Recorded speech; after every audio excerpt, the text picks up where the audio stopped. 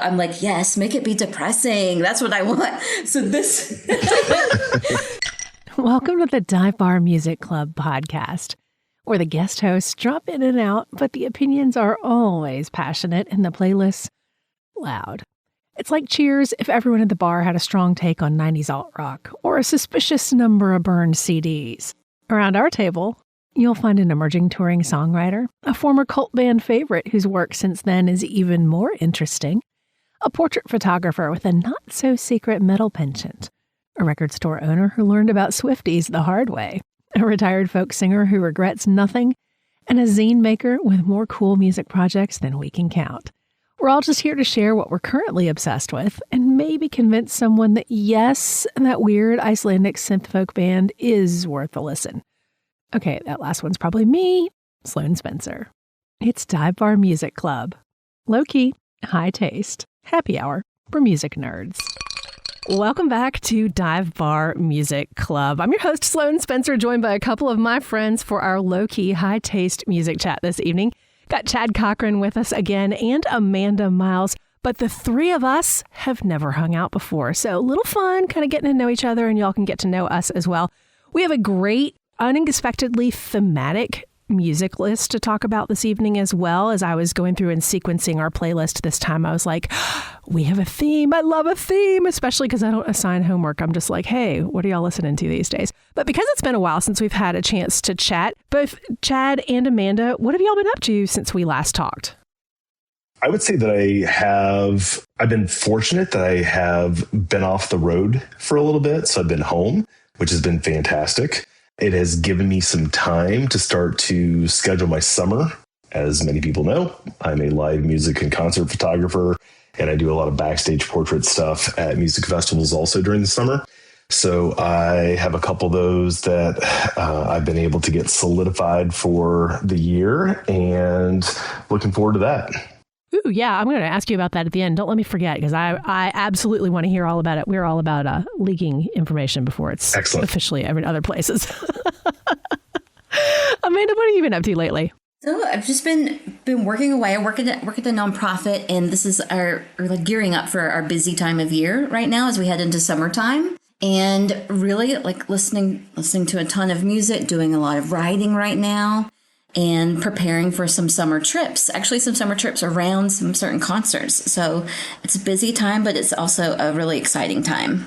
Yay, that's super fun. I feel like I haven't been doing anything, but I've been super, super busy, but it's because I'm kind of gearing up for my spring, summer, which have a whole lot of music-related stuff going on.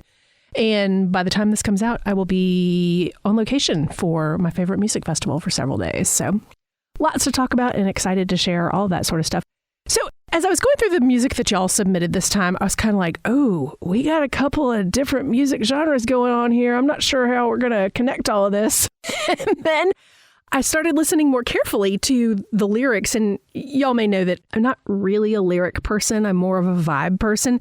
But there is a very clear lyrical theme as we go through, kind of an arc as we go through these songs. So I want to start with you, Amanda, because you've brought some new music from someone that I have like a longtime background connection to, and I would love to have you share some of the songs that you chose this time around. Oh my gosh. Well, I can't wait to hear about your background. So I brought a couple of songs. It's funny because I was actually looking over them too, thinking that there definitely felt like there was a theme. First is, of course, as you know, if you're a listener, you know that I am a diehard Jason Isbell fan. So Jason debuted a single with Willow Avalon called Cardinal Sin, and it is just like sonically, I can't stop listening to it. It's just it's something about the sound and the tenor of Willow's voice just pulls me in. And the other songs that I brought, Luke Combs with Alison Krauss, Ever Mine. And deeply, and it's very funny because Willow's voice actually reminded me of Allison. Oh, I can hear that connection. It's that angelic tone and a little bit of that vibrato. But just hearing the voices of Luke and Allison together, same sort of thing, just really like soothing and beautiful. But I really love the lyrics of the song too. And then the third song is a throwback. This one is Ella Langley covering Toby Keith's Wish I Didn't Know Now. So I have so many questions about these songs for you. Yes. So knowing what I know about you and knowing that you're a Jason Isbell super fan, I love that you found this duet with Willow Avalon. Were you previously familiar with her? No. So this was my debut to Willow's work, and I've now been going backwards and listening to her first record from 2024, her EP, and then digging into the Southern Belle Raising Hell from 2025. This has opened the door to her music for me. Okay, so I don't want to sound like the expert on Willow Avalon because I'm not. However, so she's from Athens, Georgia. Oh my gosh, Sloane, I didn't know that. And it gets better because her dad is Jim White, the Searching for the Wrong-Eyed Jesus guy, and Transcendental Skipperdo, something like that. He's an amazing songwriter and author and storyteller. And he's more on the like storytelling folk end. And he was on David Byrne's record label Luaka Bop for a long time. And he is a fascinating character. And so back when she was still in like middle school, high school, he would occasionally post little videos saying, here's my eldest daughter. She's a really good singer. And I was like, holy cow, this little kid is a really good singer. He's not kidding. He's not just proud dad. And she literally like invented herself. And she has sounded the way she sounds since she was like a little kid. That's incredible. I did not know that was her father, but it does make sense now because I'm thinking about her like lyrical prowess at I was even thinking like that she's at such a young age now, but knowing that she's been doing this for all these years, it makes sense. She has totally like invented herself musically and has had one of those people who's like marched to the beat of her own drum from day one. Fascinated. And she has quite a, I'm fascinated by her because I was always like that person who was like creatively questioning and lots of like imposter syndrome and never confident in being different for decades. And to see someone from afar who knows that they are a creative and are going to like literally forge their own way from an early stage is just fascinating to me. Yes. Oh my gosh. Well, I'm hoping that this will be her breakout single then, because it does feel like, myself included, there's many more eyes on her with this debut, with this duet with Jason. Yeah, and she's co-wrote it with, so I worked in country music for a really long time in the commercial radio end of it. And so her co-writer on this is Topher Brown, who is kind of, when you look him up, he's like co-writer for hundreds of other stuff. So just that connection is in between that and then Jason being the duet partner on this she is doing incredibly well. And she's literally one of the rare stories of someone who had the skills and made it happen. You know what I mean? Gosh, now I must go back and read more about her father and the Athens connection. I love him. I don't know how I initially found him other than some of his writing and just found the music. I found his writing before I found the music. So anyway, fascinating stuff. And especially because lyrically, this song, Cardinal Sin, pretty straightforward of what's going on. But I would love to sort of guide it through your other choices as well. You were talking about Luke Combs, a guy that, so I'll admit, I don't really like popular country music. I know that that's not a major revelation, but I don't. I worked in it for too long to like it, if that makes sense. But I get it. Yes. I'm not a Luke Combs hater. I think he is coming from everything from a very genuine standpoint, and he's done some good things to amplify women songwriters. And I think that's pretty incredible because you don't see that a lot from white dudes in popular country music. And this one with Alison Krauss is a really nice collab as well. Yes. So I will say I definitely understand exactly where you're coming from especially with the popular music. And we also know just about how the country music industry is and how these certain artists get elevated. And then it's like there's a million artists, basically like Music Row puts out a bunch of like copycats. So, but with Luke, so I may have shared a little bit about this when I submitted this song, but I have really been impressed with him of late, as he's been doing some podcasts and some media, like promoting his newest album that this song is featured on with Alison Krauss.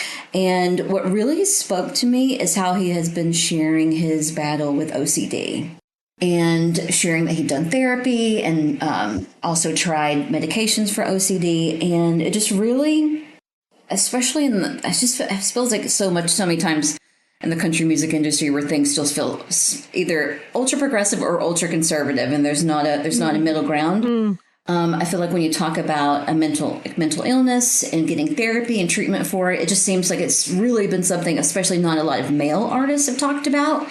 So I really appreciated him being vulnerable and talking about, it's still something he deals with, to this day, and that he was encouraging like listeners, if they struggle with it, to reach out for support. And which also I laugh at myself because I'm like, oh, the bar is in hell. Then I'm like, and then I'm so impressed that he's like, please get treatment. But I also, and this is, I was telling my husband this the other day too. I was listening to him on a podcast, and he had shared that he was like riding around in a 4-wheeler on his property with his son, and they were listening to Southeastern, and I was like, which was Jason's album that I would say is like his foremost, like, if you're a fan of Jason Isbell, then Southeastern is usually like the album everybody talks about. So it actually made me stop and take a second look at him and go, oh, maybe I should listen to his new album. And that's when I heard the song here with Alison Krauss.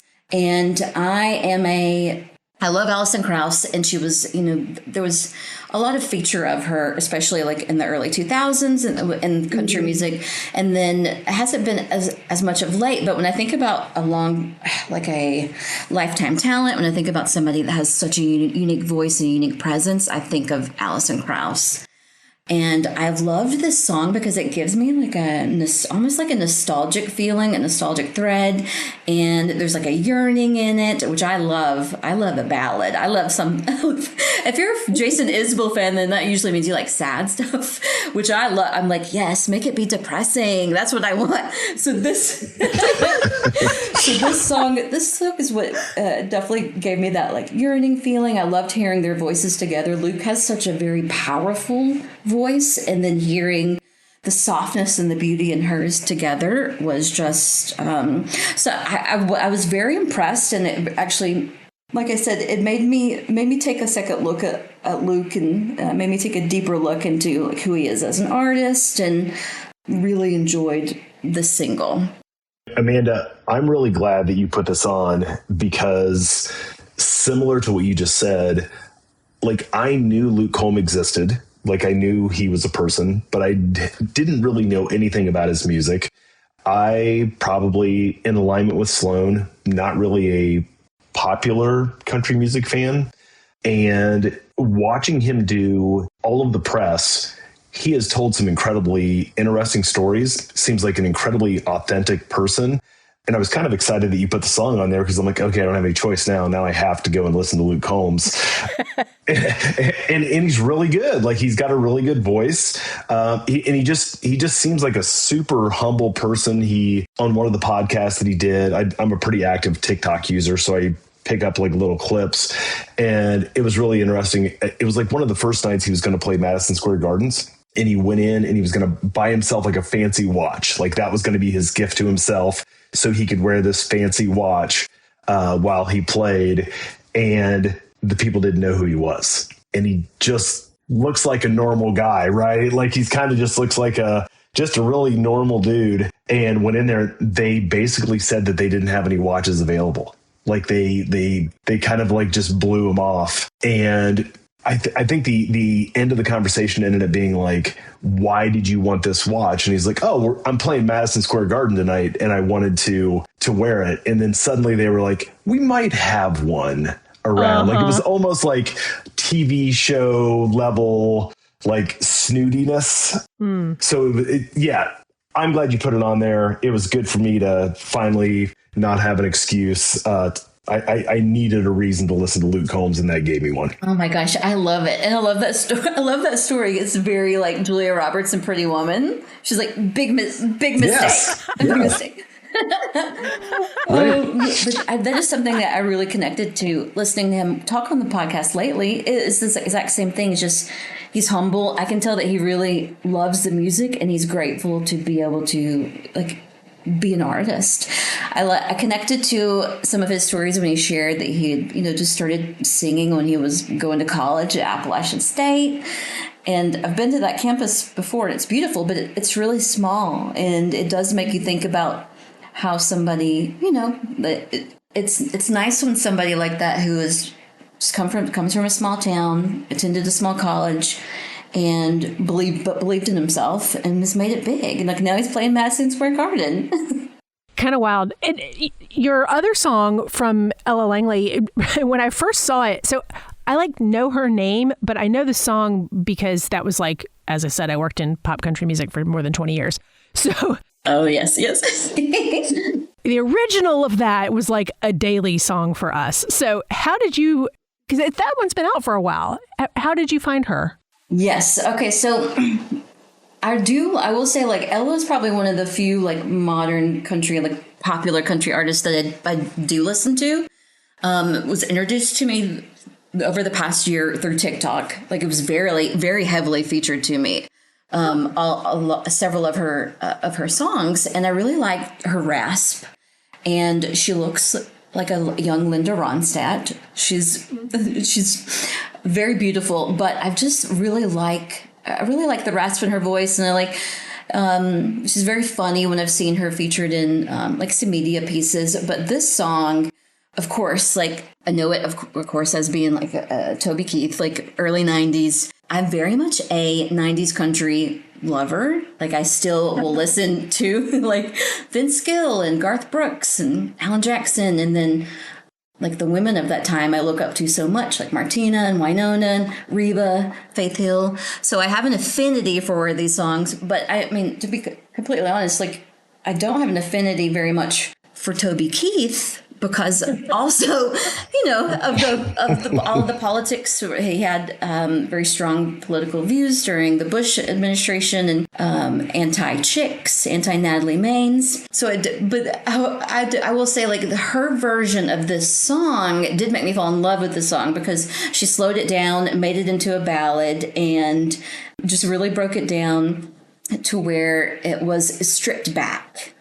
Mm-hmm. She transformed this song. Yeah, it's completely different. So hearing her version of it, it's just melodically so beautiful. And again, I feel like all of my songs just have this thread of some sort of nostalgia, some sort of yearning, and that's just what I've been tapping into this go round. And it felt like it fit in these cluster of songs that I submitted. Yeah, it was nice because, like I said, I knew her name, but I freely admit I had never listened, and so I was like, oh, I have a funny relationship with cover songs. I don't know how y'all feel about cover songs just as a concept. Maybe some people don't care, but I love when a cover song becomes its own entity. And this is entirely different. Yes, exactly. It's definitely its own thing, its own version. And I know so Ella does have a new album that just came out this week. So I'm hearing a lot of Butterfly. She has a new single with duetting with Miranda Lambert. It's very popular on TikTok and being fed that a lot. But this song is what I keep going back to, because I just love how it's been completely changed over to something different and something new and fresh. I love her perspective on this take on the cover. I appreciate that you have your own distinct taste in music and bring these things that honestly I probably wouldn't find otherwise, and I'm grateful for that. See, that's the great thing about this podcast, because I love hearing all sorts of different types of music because I'm very much in my bubble of country and Americana, and then I get to hear rock, and I get to hear rap, and I get to hear all sorts of different things that I maybe had not been tapped. I get to hear Swedish music. Yes. Right. A lot, shockingly. Yes. Yeah, but it's easy to get. I think that the technology weirdly makes us more siloed rather than more broadly knowledgeable. And so that's where something like this podcast of people who have different silos being fed to us can share and hopefully help other people either branch out or find new things or just get something different in their algorithm once they start searching for one of these bands that is fresh for them. So I love that this happens. Chad, we've obviously known each other for a really long time, and you brought a couple of bands that I'm not surprised about, and then one that I will also admit to have not listened to yet. So tell me about the songs you chose this time around. So I take like what we do here incredibly literally, probably to a fault. When you say like, you've seen what I've submitted. Yeah, like when you say like, what are you listening to recently? Almost always I will go to like my Apple Music and I will pick like the last 3 bands that I've listened to, and that's what I submit. That's exactly what I do. Right. And so like, you know, I have Paul McCartney, I have the Afghan Wigs, I have Arc Welder on here. This morning I was listening to Waylon Jennings. So it like, it truly just depends like what you're getting from me. But you know, similar to Amanda, I'm a pretty heavy TikTok user. And so I saw that Paul McCartney released a new record. And I use TikTok. I don't talk about photography. I only talk about music there. And I went and checked out the new Paul McCartney song. And I was like, oh, I don't know that Paul McCartney can put anything out that at this point that you don't immediately recognize as being Paul McCartney. Right. But it's a really soft song. Like, I realize he's 83 years old, but it was the first time I've heard one of the songs where I was like, oh, it sounds brittle and thin. And it was like, I like the song, but I think it was like the kind of the rawness of the song is what drew me to it. And it also was like a really good reminder that he's 83 years old. Right. And he's still out making music and still, doing the thing. So I don't know. I just thought it was like, it was important to like bring that one up. It's weird to think that, the Beatles, I think, broke up before I was born.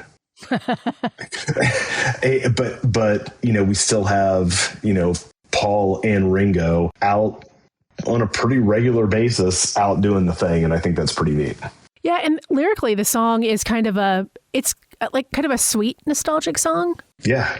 And that's the one that I admit I had not listened to it. I knew it was out and I hadn't listened. So I'm glad you brought it because I went and listened to that whole record. Yeah. I think I'm still like blown away. And I just love all the stories. I wish that he would and maybe he has, and I haven't looked at it, but I wish he would just put out like a book of stories. Yes. Because there was the one that happened when I think it was like Paul McCartney and Dave Grohl and maybe, I don't know who else was involved, but they did like a rock song a few years ago, and it wasn't Them Crooked Vultures, but it was like just after that.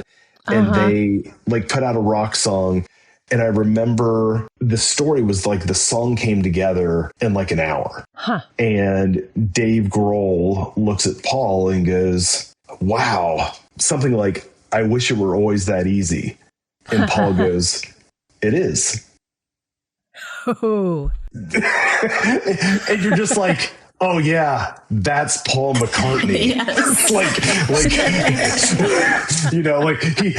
Anybody else that would probably sound like incredibly conceited, except it was Paul McCartney that said it, and it was just very matter of fact. Like, yeah, it is that easy.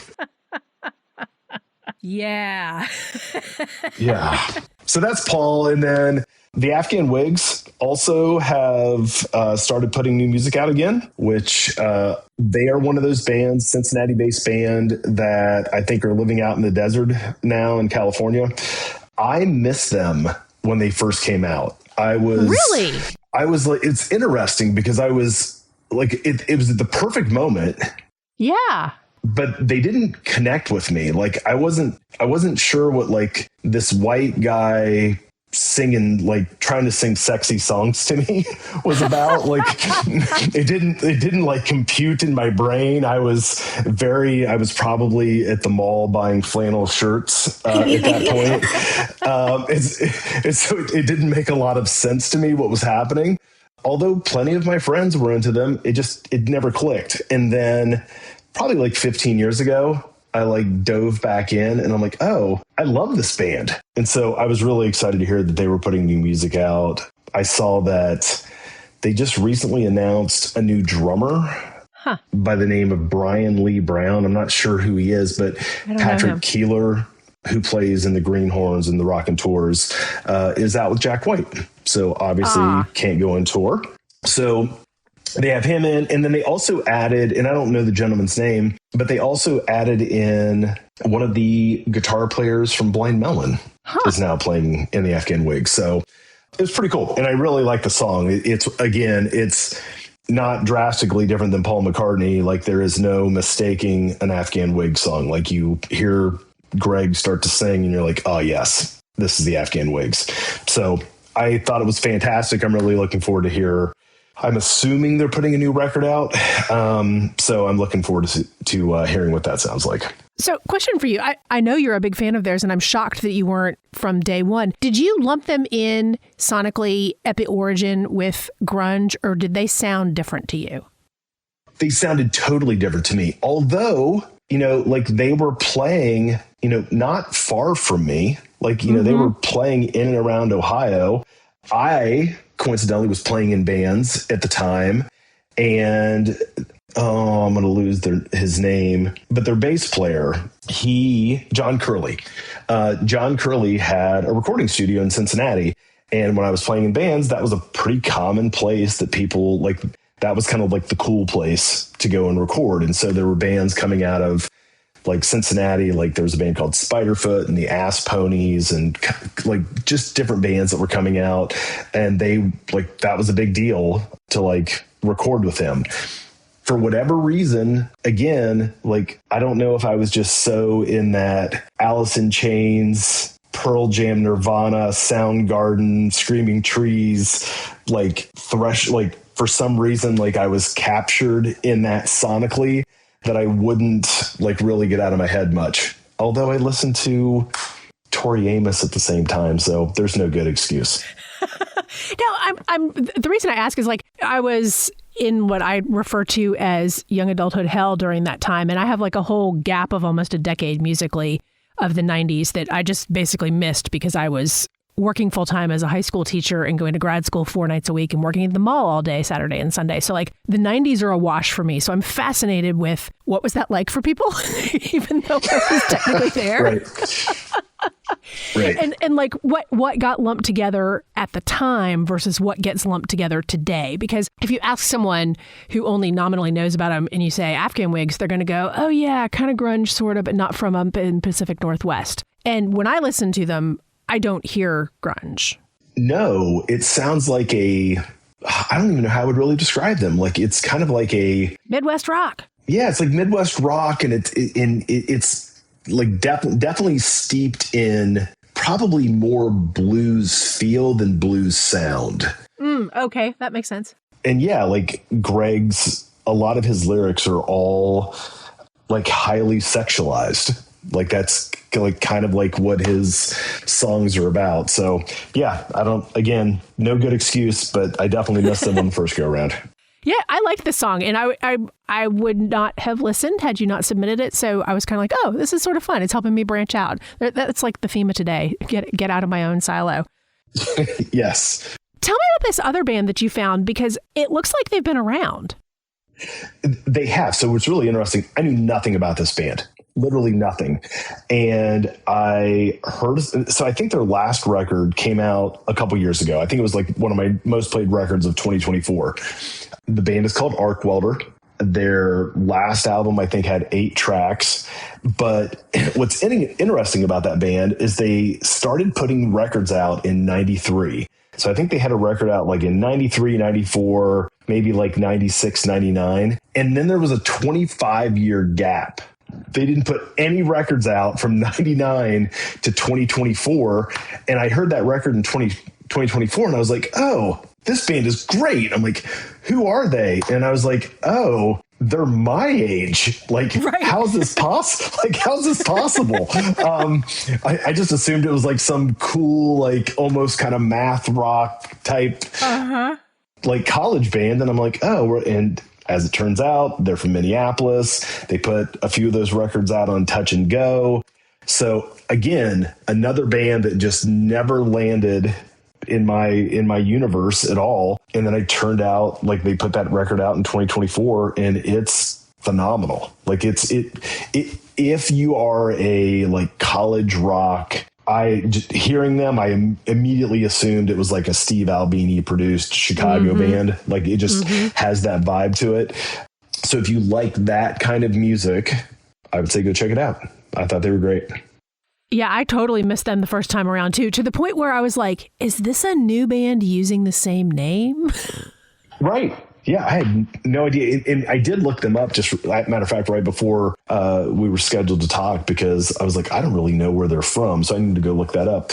And it appears that, if I had to guess, it looks like twin brothers in the band. Or at least definitely brothers, at a minimum very close in age, but they look very much alike. Interesting. I'm just kind of fascinated by this, like, because the 90s are such a gap for me musically. Whenever anything comes up that had its origin then, I'm like, okay, so creatively that was your source, and then where are you now? And I'm just sort of fascinated by that whole thing. It's weird for me because if their first records came out in 93, 94, that would have been when I was consuming music at an incredibly rapid pace. And, you know, a lot of people, I went to Bowling Green in Northwest Ohio, and kind of like the pilgrimage is that if you played in bands in Bowling Green, the natural progression is once you graduated, you just moved to Chicago. Like that's just what people did. And they were kind of in that mix, but, you know, we got bands like the Laughing Hyenas.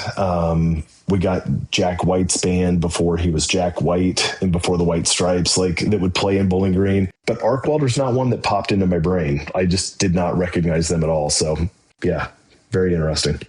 Very interesting. Yeah. So I was in Ohio from until like 91, 92. So real interesting music of that era, very Chicago heavy for sure. Yep. I'm kind of fascinated by all this. So as I said, when I was initially introducing today's show, there's kind of this unintentional lyrical theme, or sort of an arc of the theme that goes through this time around, that I was sort of amused by when I was going through and sequencing the songs, because I like to sequence them sometimes where sonically it makes the right playlist. But this time it was like, I decided to go with, we've got Cardinal Sin, which is clearly topical, and then Wish I Didn't Know Now What I Didn't Know Then. If you don't know that song, it's someone discovering their partner was unfaithful.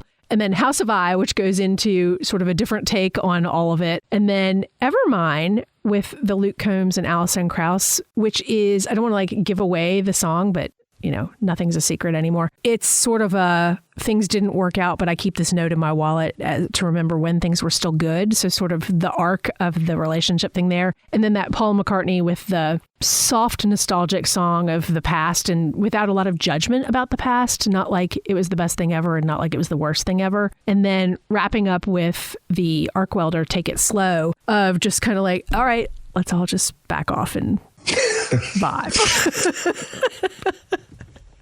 So I enjoy being able to kind of tie things together in a way that might not otherwise seem to go together, because sonically we're all over the place with this, which is totally the point. Anyway, but I love that. So I'm just curious. We were talking, Chad, about how you literally pull the last three things you've listened to. That's also what my methodology is. And there's no rules to this. But I'm curious, Amanda, what strikes you? Are you going with like whatever's stuck in your head, or is it like scrolling back on your playlist? Yeah, so it definitely is like whatever's been stuck in my head, like whatever's been my earworm lately. I think if you guys looked at my playlist of like what I played most often, it would probably be like the same songs over and over and over. Like whenever I get that end of year review. Oh yeah. I'm always like ashamed. I'm like, oh, okay. So I've just been listening to the same stuff now for 10 years. Like, you're in the top 1% of fans. I'm like, oh, okay, here's my same songs over and over. So I definitely have the stuff that I stick with. But then if there's something that's been like shaking it up and making their way into my rotation, then that's usually something that I'll bring to you guys. I have a weird question for you, Amanda. You mentioned that you are also a TikTok consumer. And I know you had mentioned a while back that you're writing at least one book and maybe two. Does TikTok overlap with your book world in any way? It really hasn't. Which I will say this, like, it's funny because TikTok likes to feed stuff over and over again, and I'll start to see a theme. And when I first joined, I was definitely on what I call book talk, where there's a lot of people like talking about what they're reading, or authors talking about what they're writing, or even authors talking about what else from the fellow authors that they are reading. Not so much. That's gone right now. It's funny. I always laugh and say, like, first of all, like, our phones, of course, like, listen to us. Because that'll be like whatever I mention, then that'll be like the next thing that pops up on TikTok. But right now, it's showing me like a lot of live concerts. That's the thing that seems to be popping up a lot for summertime. And then it's also showing me like national parks. That's a big thing that's popping up. A lot of national park content that's very hilarious. And then I usually do get a lot of like Appalachia, like people talking about where they live and sharing stories from their grandparents. Now that is the one thing from some of my writing that I think does tie back to what TikTok shows me is like the theme of Appalachia itself. That's really, I will say, like, my algorithm's all over the place right now. So we haven't checked in lately on your writing. What has been going on for you? How is that going? So I would say it's going really well. I do have this summer going to be featured in a outlet called Bodies of Opinion, and it's actually going to debut over the summer.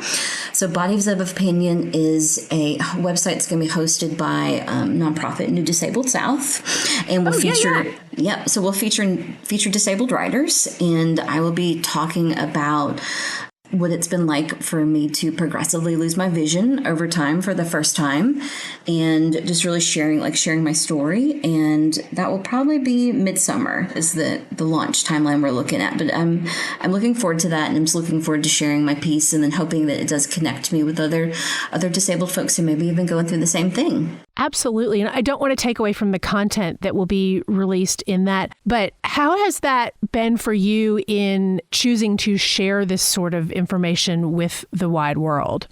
Yeah, so for me, it kind of has... I think when I started losing my vision, I was desperately looking for other people like me. I was looking for other people who had similar experiences. So I think about that, number one. And then I also think about even just like being on this podcast and sharing like the music I love and sharing something I'm very passionate about. I feel like as I've been progressively like losing my vision over time, I think music is one of the ways that I continue to like experience joy and share joy. So it's kind of like double fold for me for these two things. I'm hoping that I can continue to connect with people who are experiencing the same thing as me, and hopefully I can be somebody that if somebody's looking, the type of blindness I have is extremely rare, and so I'm hoping that if there are other people in that rare seat that I was sitting in, that they will be able to connect with me and find maybe some joy or some hope or even just like some dark humor in what they're experiencing. And then just being here with y'all talking about music, I mean, it's really how I connect with other people. It's how I experience the day, like music from sun up till sundown. And I definitely am passionate about like chatting with y'all, because it is one way that I really tap into my emotions. And I feel like in the disabled community, that's one thing we talk a lot about is what we call disabled joy. And for me, I experience it very heavily through like attending concerts. And I know you've got a bunch of concerts on tap for the summer as well, right? We've talked a little bit about that. Yes, very, very excited to be like heading out to Red Rocks here in 2 weeks. Actually, we'll see Jason Isbell in the 400 unit out there, and I feel like I need like some sort of I always say this, I'm like, there was the Deadheads. I feel like we as a like Jason Isbell fan group, like we need our own name for the folks that like travel around and go to these concerts. Because I always think, I'm like, I feel like I go to a lot, but then when I talk to folks in the fandom, they're like, yeah, I'm on like my 50th concert. I'm like, okay, yes, but I need a cool group name for us. Back in the day, the Dave Matthews Band fans were Dancing Nancy's, I believe. Oh my gosh, that's perfect. I love that. So we'll definitely be doing that. It's funny because actually the week that we're heading out, he's coming to Atlanta and playing with Tedeschi Trucks. at Ameris Bank. So that's going to be an incredible concert. Like, I love Susan Tedeschi. So that's going to be a great night of music. And then summertime in June, we're going to head to Birmingham to see Tyler Childers play at the Coca-Cola Amphitheater. That's going to be great. I know. I cannot wait to see Tyler. This will be my first time seeing him play live, and I just desperately love his music and his voice and what he stands for. All of the things. So that one will be our summertime. Yeah.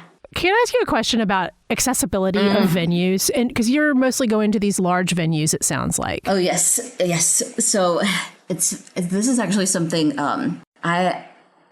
something I'm very passionate about, because I will say the last time we attended a concert at the Tabernacle in Atlanta, so a former church that's now a music venue, very hard for somebody who has, I'm sure, any type of excessive, needs to use a mobility aid or has some sort of vision loss. Very hard to navigate, very hard. And it will be, most of these historic venues are similar. So it is something if I ever have an opportunity to talk with people about these things, about accessibility, that is one of the things I immediately talk about. So I know that I know that Live Nation has actually hired somebody to look into and be working on accessibility for their at their music venues. So that makes me very happy, because it is something that desperately needs to happen.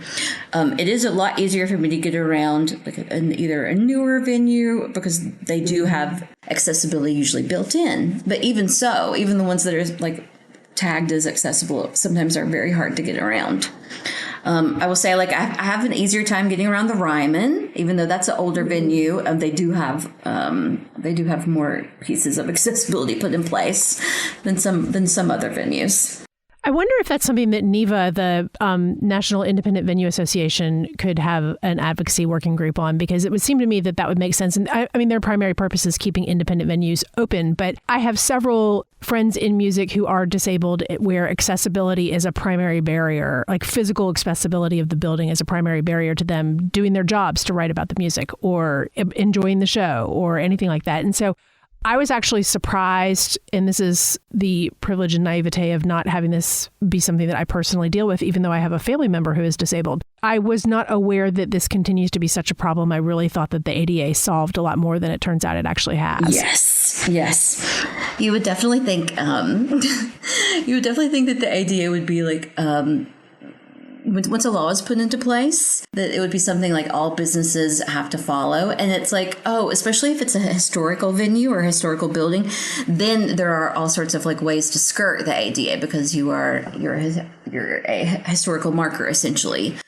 So then it becomes a lot harder to get those buildings to put accessibility features in place. Or it's we've put in a ramp outside, and then that's it. And then there's no restroom that's that you have to go downstairs to get to a restroom on the bottom floor. I'm okay. So the person's stuck here and can't use the restroom is what you're saying once they get into the building. So yes, I absolutely have lots of thoughts about accessibility. If anybody out that works with music venues would like to listen, I feel like I absolutely think a working group would be incredible to put together, because it's a factor that, like you said, it doesn't impact you until it impacts you. And then you realize, oh gosh, it's probably even harder for X, Y, and Z to get in and out. And anybody can be disabled. It can happen. Exactly. You can, not everyone, don't have to be born that way or have a progressive something. Just you could have tragedy or just things happen. That's exactly it. We always say it's the one group that any person can join at any time. Mm-hmm. Mm-hmm. And I'm curious in terms of the overlap with mental health, and you were talking about disabled joy, because Chad, you have a long-standing series of musicians talking and working in the area of mental health, and I also have some connection to that as well. But I'm curious about this sort of overlap of addressing mental health and music and joy. Yeah, so outside of the disability community and the disability work I've done, I have really been a longstanding fan and follower of Nuci space in Athens. Oh, yeah. And it really, I just feel like the music community itself is a space, if you love music, then usually you're tapped into your emotions in some way. And so I just feel like all of us feel things maybe a little bit more deeply, and therefore we have a lot of, I'm like, and then we have a lot of emotions and need some place to put them. And so for me, I put them into music, but then I also put them into like therapy and my mental health work. So I think with music, like what I try to do when I'm having these discussions with, like, whether it's like here in this space or with my disabled community, I'm talking about two things. I'm looking for like a way to open up the door and talk about how therapy is a great thing, and addressing mental health issues for me is like paramount to my joy. But I'm also looking for like ways I can tap into joy and all these emotions I'm feeling. And that is me, like listening to Jason or listening to Ella or listening to whatever, TikTok is feeding me that week. Mm-hmm. Mm-hmm. Well, interesting that you mentioned Nuci Space, because that is how Chad and I initially connected. Was that I have been a longtime advocate and supporter of them, and I released 2 records that benefited them. And then when I met Chad, he was wanting to start a mental health project that he's now done. And so your project has continued significantly, Chad, and that actually ties into some of the stuff you'll be doing probably this summer, I would imagine. Yeah. I mean, first to kind of touch on what Amanda said is, I feel like we live at a time when we all should be seeking joy in whatever capacity we can get it. And, talking with musicians over the last almost 10 years now, I do know that, like, it's not performative when people say that music saved my life. I know they mean that. And so this is me saying out loud, go find joy, go do the things that make you happy. And I'm right there with you, Amanda. Music, is kind of that soothing, necessity that I have in my life. I'm guessing that some of your advocacy and work in the world of musicians' mental health probably is going to tie into some of what you're doing this summer. Yes. And yeah, so my mental health project is called I Didn't Want to Tell You. And what it's allowed me to do is, like, this year, my kids, one child is going into her first year of college. Another is going into law school. So I'm backing off of music festivals a little bit this year. But I have a long-standing relationship with the Nelsonville Music Festival, where I do backstage portraits. I do live music for them, but I also talk about the I Didn't Want to Tell You series. In addition to that, I think this will be my 4th or 5th year that I'll be going out to Okemah, Oklahoma, and being a speaker at the Woody Guthrie Folk Festival. I will also be doing photography there, and I know we always try to do like some type of breaking secret news that isn't out there. And this year I'm going to help them. There's a songwriter that works directly with a kids songwriting workshop. Oh, cool. And I'm going to try to shoot like a music video for them and document what they do. So something a little bit different than what I've done in previous years, but take some of that music video work that I've done over the last few years and do something a little bit different with it. So kind of process. Yeah, exactly. I love this. Yeah, if folks haven't had a chance to check out that I Didn't Want to Tell You series, it's very visually recognizable, first of all, but also across the venues over the years, you can almost look at them and go, I know what that is. And I like that there's that visual connection. It's very distinct within the work that you create. Yes, thank you. I'm curious. I don't know that I've ever asked you this before. When you give a talk, say at the Woody Guthrie Festival, what is the nature of that? So it's interesting. It's a great question, because when I first started doing it, it was more informative. It was more about, like, this is what I do. This is how it came to be. Matter of fact, Sloane, I probably talked about you, because you were kind of there in the trenches with me, and you were my sounding board when I was trying to figure out, how to this thing to kind of take off. The last couple of years, I've made it a panel. And so I'm trying to remember, last year, I think I had Betty Sue, and I had Adeem, and maybe Jamie Harris. I'm trying to remember. Oh, wow. A few people have done it over the years. So I'm trying to remember exactly who did it last year. Right. And the direction that I take it is, starting off by talking about how important mental health is and how important it is to take care of your mental health. And the last couple of years, I have focused on providing the musician the opportunity to talk about how they manage their mental health while they're on the road. Yeah. Because, some of them are out for 50 days a year. Some of them are out for 200 days a year.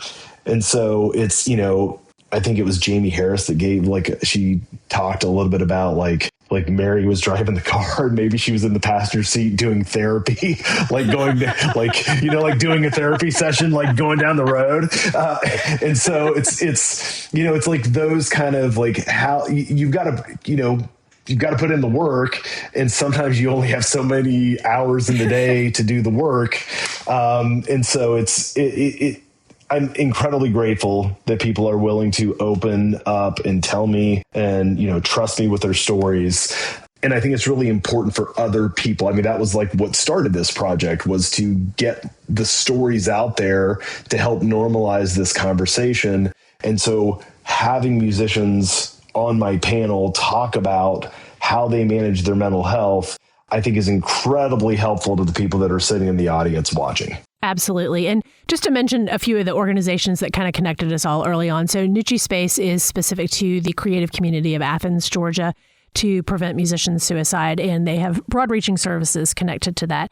And then the Sims Foundation out of Texas was also partnered with HAM, the Health Alliance for Austin Musicians. But Sims Foundation is also now in North Carolina and expanding their services through kind of the Eastern Seaboard a bit there, which is pretty cool. And then nationally, specific to the music community, so anyone who works professionally in the world of music. So that can be folks who are on crew, folks who are touring, front of house, musicians, is Backline. And they're probably the ones with the most broad-facing public presence to connect you, if you need it, to places and virtual support that are trained specifically to deal with the music community. Because there's some nuances to the community where you want whoever your counselor or therapist is to get it. Are there any other organizations that you've worked with, particularly regionally, that you want to make sure to mention for folks? I think the other one, and this one too, MusiCares is another one that is incredibly important. And then, I think NAMI's the key one. I always tell people start there. That's always a great way. And the only other one would be Music Health Alliance is another one I would want to make sure I get out there. Nashville based for that one. Yep. NAMI is NAMI. They are national. It's like National Association of, I don't even know what they stand for, but NAMI. They're very visible and they're in every state. Yep. It's www.nami.org. Amanda, are there any mental health resources that are available to the disabled community? That's actually a great question. So, to be honest, I'm not sure if there's one that's very specific just to the disabled community. For me, I actually use I use a therapist who works just with folks who have vision loss or are blind. And I was introduced to her through state resources. So every state, and most people don't know this until you need it. And then unfortunately, a lot of doctors don't point you this way. But there are resources that every state has around occupational therapy for progressive blindness or for people who are legally blind. So you just have to find those resources, and they're usually tied to your state's website. And through there, actually was referred to a woman in South Georgia who works just with blind patients, and it has been phenomenal. That to me has been one of the biggest forms of help that I have found, was finding somebody that I could talk to just about what was happening. And of course, her experience with working with the blind community, and she was able to point me to more resources as well. But that was the biggest help for me, was to be able to find somebody who understood my experience and understood when I was talking about the loss of certain things, because I feel like your friends and family are incredible. And if you have a great support system, that's amazing. But for me, it was actually connecting with a person who was understanding of the particular loss that I was talking about. So for sure, definitely folks like look out on your state websites. For me, it was like the state of Georgia, and then looking for occupational therapy tied to vision loss. That's, it's finding that connection for the support. It is. It really is. I think that that's one thing, like being a part of the disability community now is learning about, I feel like we there are resources usually like for cancer or for heart disease, and so but that's the kind of hard thing is like there are resources but they're siloed. It's like there are resources over here for like independent living, and then there are resources for like IDD, so it's like developmental disabilities, and there are usually, you can find great resources, but it is that they're not all in one place, and it's like having the ability to really like cipher through all of this information and find out what's really helpful. Totally. Chad Cochran and Amanda Miles, I love that music is the thing that was able to bring us together to have the conversation about what's really a lot more important this week with mental health and how it obviously impacts all of us, but that even when it seems like there's nothing to bring joy, that sometimes it is just that song of comfort or the song of rage that can give that glimmer in the day. And it's sort of the thread for all of us coming from different places, but coming together to talk about this. I am truly deeply I get so much pleasure from that. And I'm grateful for y'all for being willing to share. Great talking with y'all. Mm-hmm. Thanks for having us. Thanks. That's the last call at Dive Bar Music Club. If you like the hang, follow the show, leave a review, and tell your algorithm, gosh darn it, we're worth it. Better yet, share your favorite episode with a friend who actually stayed for the whole set. See y'all next time for the low-key, high-taste happy hour for music nerds. Hey y'all, thanks for sliding in the booth with us here at Dive Bar Music Club. I'm Sloane Spencer, a former radio host and the creator of a ton of different podcasts over the years, including another brand new one that is completely different. It's the Gen X Sleep Podcast, Sleep with Rock Stars. Subscribe today at sleepwithrockstars.com or your favorite podcast app.